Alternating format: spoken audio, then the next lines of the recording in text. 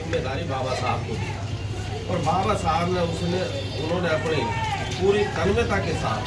वो सब चीज़ अपने माइंड से उतार के वो भी जिसे प्रेम नारायण बिहारी जी ने पुस्तक के ऊपर लिखा। और पुस्तक में लिखने के लिए बाबा साहब ने एक बार उनसे पूछा था कि आप इसका लिखने की कितनी फीस लेंगे। तो उन्होंने कही, साहब ये देश का मामला है, मैं इसमें फीस नहीं ले सकता। मैं इसके लिए फीस की बात जो है मैं आपसे बस एक ही फीस मांगता हूँ कि हर बंदे पे नीचे मेरा नाम लिख दिया, मैं अपना नाम लिख दूँगा, मेरी यही फीस है। खैर उन सब के बावजूद भी जो 251 पन्नों का पृष्ठ का हमारा संविधान बन के तैयार हुआ वो नवंबर 49 में बन के तैयार नवंबर 49 में बन के तैयार हुआ। तो 26 नवंबर 49 को जो संविधान बन के तैयार हुआ वो 26 जनवरी 1950 में लागू हुआ। और 26 जनवरी 50 में जो संविधान लागू हुआ उसके उपलक्ष्य में ही ये 26 जनवरी मनाई जाती है, गणतंत्र दिवस मनाया जाता है। राहुल गांधी जी आजकल आपने देखा होगा कि एक मोबाइल जितनी चीज हाथ में लेकर कहते हैं कि संविधान का कितना ये अभद्र और व्यापक मजाक उड़ाते हैं, जबकि संविधान की पुस्तक की लंबाई 16 गुणा 22 इंच की है और उसके 251 पन्ने पूरे संविधान को लेकर वो चले हो, केवल मजाक के तौर पर एक मोबाइल की जैसी चीज को दिखाकर कहते हैं संविधान। उन्होंने संविधान की पुस्तक का एक अक्षर भी नहीं पढ़ा होगा, केवल उन अनुच्छेदों को देखा होगा जिनसे उनका लाभ होता हो,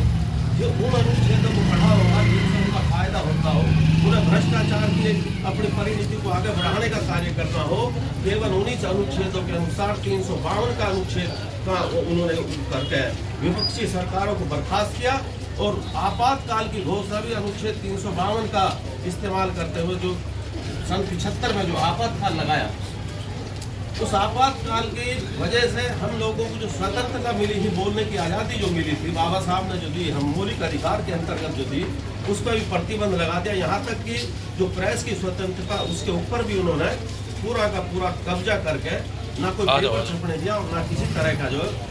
विरोध जो बाहर जाने दिया और उन्होंने लोगों को एक किस्म से बिना कसूर के लोगों को जेल में डाल दिया। तो बाबा साहब के बनाए संविधान में जो जिसमें 395 अनुच्छेद थे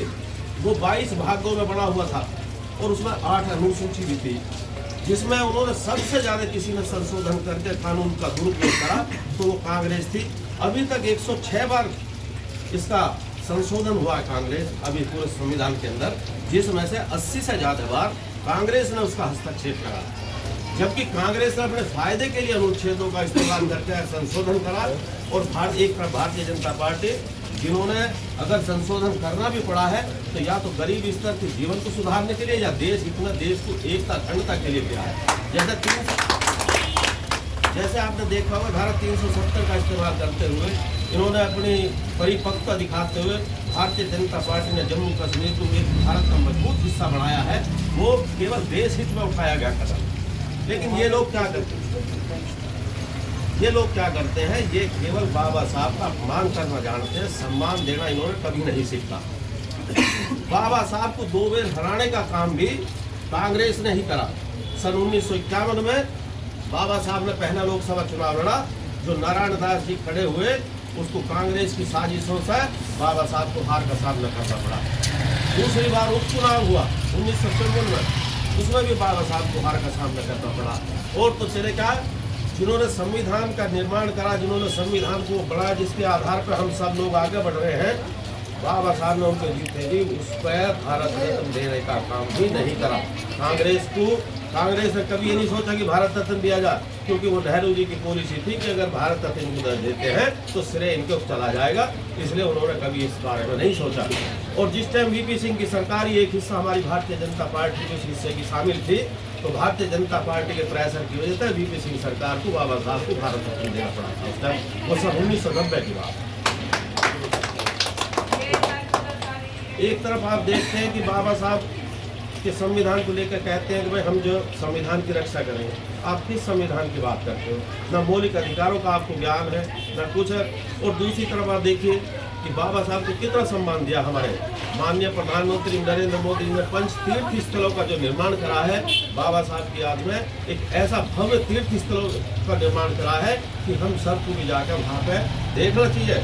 कि बाबा साहब की याद में कितने सुंदर स्मारक बनाए गए हैं और बाबा साहब को उन्होंने कितना सम्मान दिया है। आपने देखा होगा माननीय प्रधानमंत्री जी जब लोकसभा चुनाव में जीत कर गए तो सबसे पहले संविधान को ही उन्होंने अपने मस्तक से लगाया। भाइयों, मेरा आप सबसे यही है कि जो बाबा साहब की नीतियों से प्रभावित हो गए,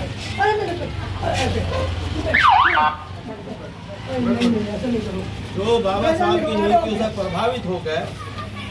भारतीय जनता पार्टी ने जो नीतियां चलाई है माननीय नरेंद्र मोदी जी ने, आपने देखा होगा कि गरीबों के लिए कोरोना काल से आज तक जो राशन फ्री चल रहा है,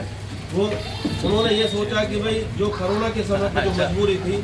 उन्होंने देखा कि आज तक भी लोग अभी उसको भर नहीं पाए सही ढंग से, तो आज तक भी लगातार जारी है। और तो चले गया कि आयुष्मान कार्ड के तहत भी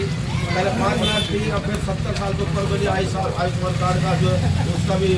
दायरा बढ़ा दिया गया, उन्होंने उसका भी लाभ दिया है। चाहे उज्ज्वला गैस की बात हो, क्योंकि गैस का हो, सुरक्षा की बात हो, आप किसी भी चीज़ को उठा कर देखो, 2.5 लाख रुपए प्रति एक मकान वाले को जो सब्सिडी मिलती है, वो केवल एक निम्न कैटेगरी में जो आते हैं, गरीब वर्ग जो आता है, जो निम्न आय वर्ग वाला है, उन सबको लाभ पहुँचाने के लिए माननीय प्रधानमंत्री श्री नरेंद्र मोदी जी की योजना चल रही है। वो केवल बाबा साहब की प्रेरणा के द्वारा ही चल रही है। उन्होंने जो एक अंत्योदय का जो हमारा जो पाठ है,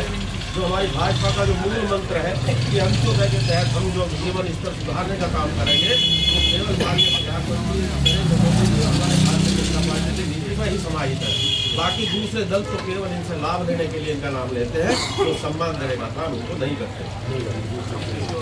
मैं आप सबसे यही निवेदन करता हूँ कि हम सब मिलकर बाबा साहब की नीतियों को और भारतीय जनता पार्टी के द्वारा जो इनसे प्रभावित होकर जो इनका प्रचार प्रसार, जो हम लोग जो अपनी योजनाओं को निम्न स्तर तक जो हम गरीब भाई बहन की हम मदद करते हैं, उन शिक्षा के क्षेत्र में भी जिस शिक्षा के लिए बाबा साहब ने कहा था कि जो शेरनी का शिक्षा वो चीज़ है कि वो एक शेरनी का दूध है, जो पिएगा वही दहाड़ेगा। तो मैं आप सबसे ये बात करता हूँ कि भाई साहब, हम सब मिलकर बाबा साहब से प्रेरणा लें, बाबा साहब के सिद्धांतों पर हम चल के अपनी पार्टियों का नीति और जो निर्धारण जो इन्होंने करा है, हमारी योजनाओं को जो प्रचार प्रसार हम लोगों ने गरीब वर्ग के लिए किया है, हम सबको मिल गए उसे निम्न स्तर तक एक जानकारी अगर किसी को नहीं होगी तो योजना का लाभ नहीं ले पाएगा। हम सब जो पार्टी के आप सब एक ऐसे कद्दावर सब शख्सियत है कि आप सब अपने उस स्तर पर जाकर लोगों से संपर्क करके उन योजनाओं का उनको लाभ दिलवाने का काम और उनको लाभ दिलवाने का सारी जिम्मेदारी आप लोगों की है। अगर आप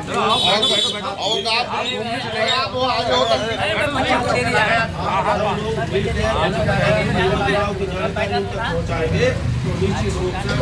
योजनाओं का लाभ भी उन तक पहुँचेगा। और मैं अपनी बात विराम। जय श्री राम।